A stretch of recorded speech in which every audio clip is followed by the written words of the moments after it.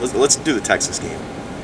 Oh man, I've never seen a game more physical, within the boundaries and the confines of the game. Nothing dirty, just two teams out there, hard hat on. I mean, I would have needed a cold tub for a month after that thing was over. What was that game like? And where does that rank on the list of Sean Kilpatrick Bearcat games? I'd say that's about number 3. Number 3? I give it number 3. Yeah, I mean, we're so used to being in the Big East where it's so much physical play that, I mean, we didn't expect the ACC team to be like that, and that was something that was a big shocker towards us. I mean, because like I said, we're used to it, but they probably knew for sure that we were one of the teams that was so scrappy in the country, and being able to just really try to outplay those guys and just try to really out physical them. I mean, it was something that was very hard. I mean, they were huge. Yeah, they were very huge. I mean, they had guards that was actually about 6'5", 6'4". So, I mean, being able to like really play against those guys and really just continue to keep getting better throughout the game, because it was actually still a learning process throughout the whole game, because it was another team from a different conference. So, I mean, it was really something that really that was really memorable as well. But I mean, in the top 5, I'll say most physical games, that might be number 1. Sitting courtside, you could just see. I mean, you could see. Park got hit in the head 20 times in that, because he's playing power forward against guys that are 6'11". Exactly. They go to get a rebound. Park gets hit in the head. Like, damn, Park, get up. It was one of those where a concussion is there. Moment, so we skipped a part. The Goon Squad. Oh yeah. How much did it mean? And Rashad Bishop, Larry Davis, Anthony McLean, Darnell Wilkes. How much did it mean to get those guys to the tournament? It meant the most. I mean, really. They were here from, the second year of the rebuild. They came in. They saw the lowest of the lows. Yeah. I mean, those guys, they've worked so hard throughout their whole career just to really try to get to the tournament and really, they deserved it. Yeah. I mean, guys like Rashad Bishop. I mean, he was someone that came in to practice every day and just worked. And you had Darnell and Larry and Biggie. Those guys, they never took a play off, and that was something that really helped me and Justin on top of that, because I mean that's the kind of culture we're from.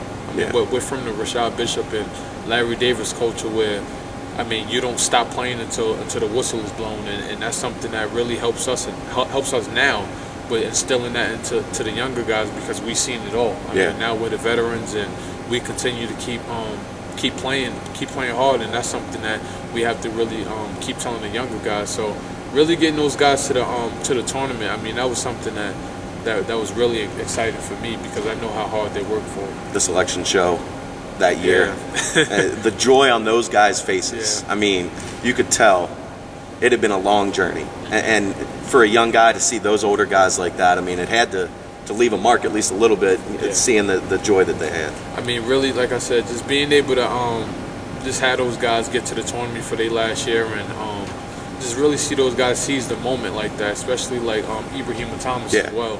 I mean, he's coming from a program at Oklahoma State where they're used to making the tournament, but I mean, at the end of the day, a lot of things that year weren't promising, and that's something that just really working hard and really giving those guys the credit where they came in every day and just worked just to get to where they got. I mean, it was really exciting for those guys. Junior year starts out promising, and then you're at DePaul. Cash is having probably his best game as a Bearcat. He goes down with the knee injury again. Wasn't serious. He battles through it, but how much did it break your heart to see him go through what he went through, the shoulder, the knee, not getting, the Final Four was in Atlanta last year. That was a goal of his. You guys were tight. Cash is a great guy. Yeah. How much did that hurt? It hurt a lot knowing that, like I said, he wanted to be in that Final Four, and I mean, he's put in so much work when it came to this program that his body couldn't take it anymore. I mean, his body was like wear and tear, and I mean, any little thing that he did wrong, like towards his body, it'll show, and that was something that really hurt us a lot. But he seemed to fight through it all, and that was something that I really said, to him, I mean, he's the most strongest guy that I've ever seen. I mean, being able to really play through all those surgeries and I'd have quit. yeah, I mean, I would have too. I mean, being able to just really continue to keep working with knowing that he had all the surgeries that he had and really just not giving up on his teammates. I mean, he's a warrior. He's honestly, he's the strongest guy I've ever seen in my life. So, I mean, I give that a lot of credit to Cash. And like I said, he was never a quitter. I mean, he always tried his hardest just to really get us to where we needed to go. And that's something that you need in a point guard, especially with him. I mean, he was a leader all the way around. Get to this offseason, the past offseason, the decision whether you're going to go pro. Draft grades weren't really consistent to where you knew you would be selected early. You decided to come back and get your degree. Coming back, I mean, I sat down with Coach and I sat down with my family, and they stated, well, for one, get my degree. I'll have the first to get my degree in the family, and really with all the accolades that happened this year, I mean, it'd be something that I would do. Like, I mean, I'll be like a second leading scorer here, and just really continuing to keep working to get to where I want to go, especially in that draft.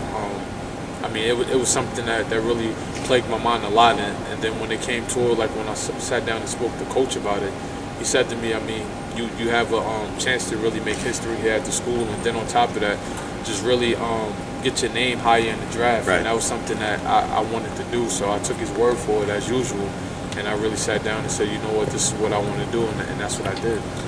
Real quick, Russia, World University Games.